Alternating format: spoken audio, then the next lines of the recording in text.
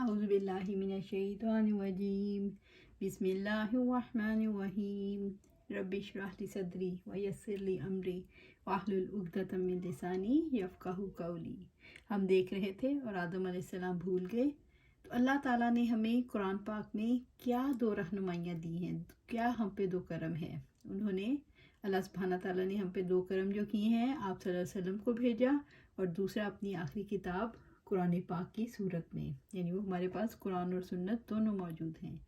یہ ہماری دو آنکھیں ہیں جن سے ہم نے دنیا کی زندگی کی حقیقت کو دیکھنا ہے اور جس کی وجہ سے ہم راستہ دیکھنے کے قابل ہو سکتے ہیں۔ مثال کے طور پر اس وقت میں قرآن کو پڑھنا چاہتی ہوں، قرآن میرے سامنے ہے، میری نیت صاف ہے الحمدللہ، لیکن نظر کی کمزوری کی وجہ سے مجھ سے پڑھا نہیں جاتا۔ پھر میں کیا کرتی ہوں؟ اینک لگا لیتی ہوں۔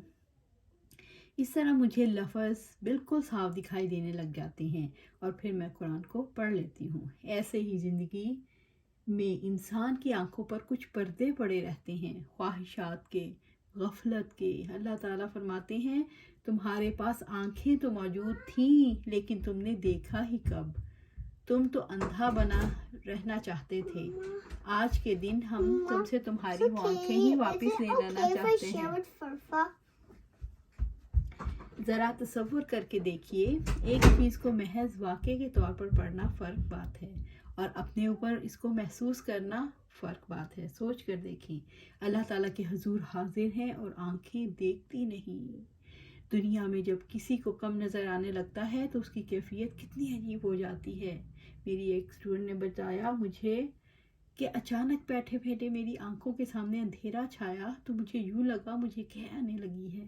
جب انسان کے لیے برداشت کرنا مشکل ہو جاتا ہے تو اس وقت اس کے اوپر ایسے ہی اثرات مرتب ہونے لگتے ہیں۔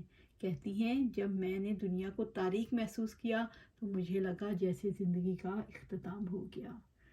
تو جواب دہی زندگی ہے، کیا اس میں اندھا بن کر رہنا ہے؟ اگر اپنے لیے اس نور کو آج، اس روشنی، اس قرآن کو نہ لیا تو پھر کل کی زندگی میں اللہ تعالیٰ کا یہ وعدہ ہے وَنَحْشُرُهُ يَوْمَ الْقِيَامَةِ أَعْمَى قَالَ رَبِّ لِمَا حَشَرْتَنِي أَعْمَى وَقَدْ كُنْتُ بَصِيرًا۔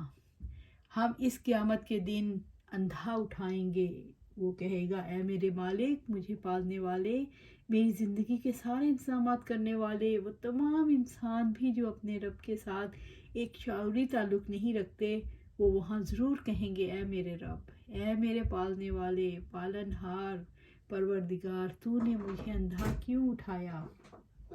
میری آنکھیں کیوں مجھ سے واپس لے لی؟ تو اللہ تعالیٰ فرمائیں گے کذالک آتتک آیاتنا فنسیتها وکذالک اليوم تنسی۔ اس طرح تو ہماری آیات کو جب کہ وہ تیرے پاس آئی تھی تو نے بھلا دیا، اس طرح آج تو بھی بھلایا جا رہا ہے۔ استغفر اللہ۔ اللہ تعالیٰ یہ فرمائیں گے کیا تمہارے پاس میرا قرآن نہیں آیا تھا؟ تم نے اسے بھلا دیا۔ بھلایا کیسے؟ اسے قابل اعتنا نہیں سمجھا، اسے اپنی زندگی کے لیے ضروری ہی خیال نہیں کیا، اس کو کتاب زندگی ہی نہیں بنایا، تم نے اسے بھلا دیا۔ تو دیکھو آج کے دن تم بھی بھلائے جاتے ہو۔ آپ دیکھیں کتنا بڑا عذاب ہے، کتنی ناقابل برداشت بات ہے کہ رب انسان کو بھول جائے۔ دنیا کی زندگی میں رب نہیں بھلاتا، وہ رزق بھی دیتا ہے، آکسیجن بھی، انسان کو زندگی گزارنے کے سارے سامان دیتا ہے، لیکن جب رب بھول جائے گا تو انسان کے ساتھ کیا معاملہ ہوگا؟ قرآن حکیم میں آتا ہے اس وقت انسان دوزخ کے داروغوں سے یہ فرمائیں گے کہ اے رب، اپنے رب سے کہہ دو اب تو معاف کر دے، اب تو معاف کر دے، اب تو ہمیں چھوڑ دے، اپنے مالک سے کہہ دو۔ کیوں؟ رب سنے گا جو نہیں۔ ذرا تصور کیجئے کسی کو اپنے باپ سے سب سے زیادہ محبت ہے، کسی کو اپنی ماں سے، کسی کو بہن بھائیوں سے، کسی کو شوہر سے، جو بھی ہستی سب سے زیادہ عزیز ہے، اگر وہ بات کرنا چھوڑ دے، دیکھنا بھی چھوڑ دے تو انسان کی کیا کیفیت ہوتی ہے؟ شوہر اور بیوی کے تعلق کو دیکھیں، ایک ہی گھر میں رہتے ہوئے آپس میں باتیں نہ ہوں، ایک دوسرے کو دیکھنا بھی نہ چاہیں، پھر کیا ہوتا ہے؟ اکثر ایسا نہیں ہوتا کہ تعلقات ٹوٹ جاتے ہیں، طلاقیں تک ہو جاتی ہیں۔ ایسی زندگی گزارنے کا کیا فائدہ؟ زیادہ اچھا ہے ہم الگ ہی ہو جائیں۔ دنیا کی زندگی میں تو انسان فیصلے کر سکتا ہے، لیکن وہاں میدان حشر میں کیا کرے گا؟ وہاں تو اللہ تعالیٰ مالک کائنات بھلا دے گا، پھر کبھی توجہ نہیں ہوگی۔ وہاں ان سے کہا جائے گا کذالک آتتک آیاتنا فنسیتها، اسی طرح تو ہماری آیات کو جب وہ تیرے پاس آئی تھی تو نے بھلا دیا تھا، تو نے انہیں ضروری خیال ہی نہیں کیا، تو نے کہا ابھی وقت نہیں، تو نے کہا ابھی ہم پڑھ رہے ہیں، تم نے کہا ابھی ہمارے بچے چھوٹے ہیں، تم نے کہا اب ہم نوکری کر رہے ہیں، پوری زندگی میں وقت ہی نہ آیا جب تم میری کتاب کے ساتھ تعلق جوڑتے۔ اس سوال کو گھر بیٹھ کر 5 بار دہرا کر دیکھیے، دل کیا کہتا ہے۔ کذالک آتتک آیاتنا فنسیتها وکذالک اليوم تنسی، اسی طرح تو ہماری آیات کو جب کہ وہ تیری پاس آئی تھی تو نے بھلا دیا تھا، اسی طرح آج تو بھی بھلایا جا رہا ہے۔ اگر میں نے قرآن کو بھلایا، اگر میں نے اسے زندگی کے پروگرام میں شامل نہ کیا تو میرا رب مجھے بھول جائے گا، پھر میں کبھی کامیاب نہ ہو سکوں گی، ہمیشہ کے لیے آگ میرا مقدر بن جائے گی، پھر کوئی بچانے والا نہیں ہوگا، کوئی فریاد سننے والا نہیں ہوگا، انسان فریادیں کرے گا، اس کا گلا رو رو کر خشک ہو جائے گا، چہرہ اس کا بھن جائے گا۔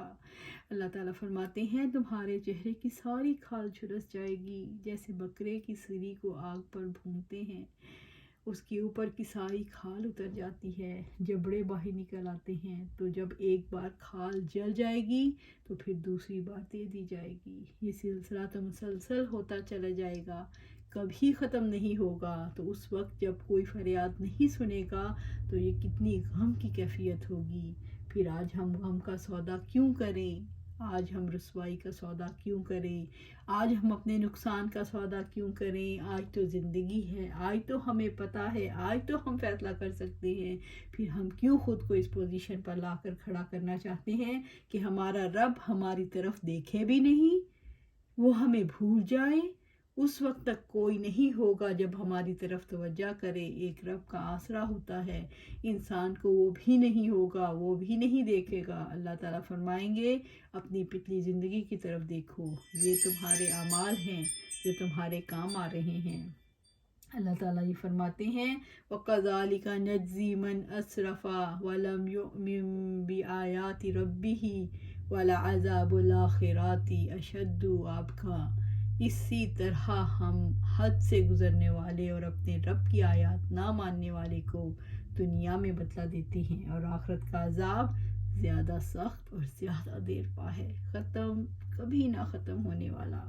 یہ اللہ تعالیٰ فرماتے ہیں دیکھو پہلی قومیں ہلاک ہوئی، جب طوفان نوح آیا تھا تو حضرت نوح اپنے بیٹے کو بھی نہ بچا پائے، اسے اتنا ضرور کہا تھا بیٹا آ جاؤ کشتی میں سوار ہو جاؤ، مگر اس نے کہا سآوی الی جبلی یعصمونی من الماء، میں ابھی ایک پہاڑ پر چڑھ جاتا ہوں جو مجھے پانی سے بچا لے گا۔ تب نوح علیہ السلام نے کہا لا عاصم اليوم، آج کے دن کوئی بچانے والا نہیں۔